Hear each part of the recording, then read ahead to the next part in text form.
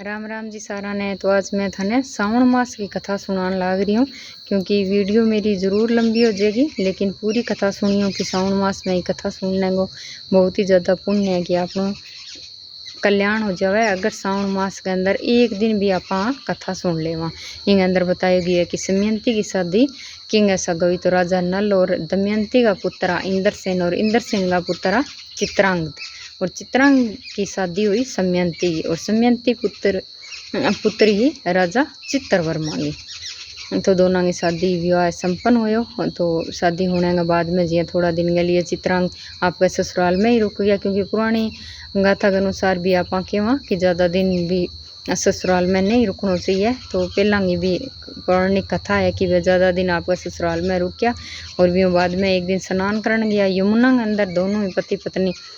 तो राजा चित्रांग का यमुना का गहरे पानी में पाताल के अंदर चलिया गया।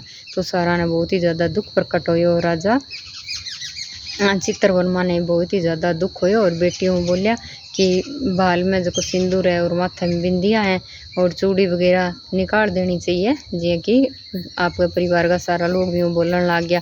लेकिन बिन बात याद आई कि माता मैत्री की माता मैत्री गई कि सोमवार को अगर आप व्रत करा तो आपने बहुत ज़्यादा पुण्य प्राप्ति हो और आपके पति की लंबी आयु वास्ते। तो इन वास्ते सावन का सोमवार कुंवारी कन्या करे तो घरवर अच्छो मिले और एक विवाहित स्त्री करे तो आपके पति की आयु लंबी हुए। तो वही सोच के बस सोमवार का सावन कराने लगी, क्योंकि सावन मास कोई महीनों चलन लग रही हो और पहलो ही सोमवार हो जके दिन आ घटना घटी। दो बन सोमवार को व्रत कौन करियो और भी बाद में व्रत सोमवार का शुरू कर दिया। तो जी एक सोमवार करियो, दूसरो सोमवार को व्रत करियो। तो जको भी राजा चित्रांग वो नीचे पाताल लोक में नागलोक में चले गए और नाग देवता है इसका भी ना बहुत ही ज़्यादा मतलब कि अधमर्य समान ही कर दियो। तो वो राजा बैठे तक्ष, वो नाग देवता को राजा तक्ष नाग कन पहुंच गया। तो वहाँ के जल को छिंटो दियो तो वो जीवन दान मिल गयो और राजा भी राजकुमार बहुत ही ज़्यादा सुंदर और वो प्रभाव किंगो कि समयंती व्रत करने लाग रही सावन का सोमवार एक ही सोमवार करियो तो वो जीवित हो गयो। तो बाद में बिन पूछो कि अठाने वो पूरो वृत्तांत बतायो कि मैं ससुराल में रुकेड़ो और यमुना में स्नान में उतरियो भी बाद में मैंने कुछ भी याद को नहीं। तो राजा चित्रांग देखियो कि यमलोक में भी बहुत ही सुंदर तख्त राजा को मेल हो, इंद्र हूँ भी ज़्यादा सुंदर। तो राजा तक्ष कियो कि अब तू अठा बहुत ही सुरक्षित आ गया कि मैं नाग आसन हूँ, कि मैं कह शिव बोले को आसन हूँ, तक्ष नाग वासुकी शिव बोले को आसन है।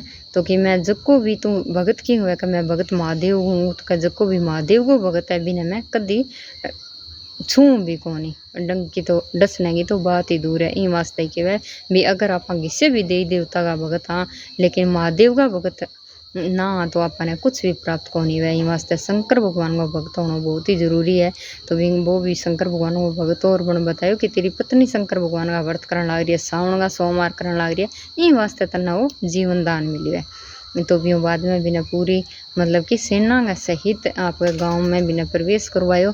तो जब वो गांव में पड़े तो भाई यमुना नदी और बिना किनारे की है समय की पार्थिव शिवलिंग की पूजा करने लाग रही, जी कि आप मिट्टी का शिवलिंग बना के घरे भी पूजा करा।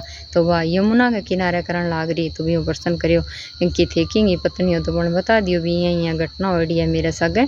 तो बाद के अंदर वो बोलियो कि घोड़े पर गयो कि घोड़ो एक वृक्ष के नीचे है। तो मैं एक बारी घोड़े कन जा गया हूँ। तो पीछे शंकर भगवान साक्षात दर्शन दिया, समय की नर पूरा वृत्तांत सुनायो कि ओ तेरो पति है। तो पति भी किया सावन के सोमवार के दिन ही मिलिया।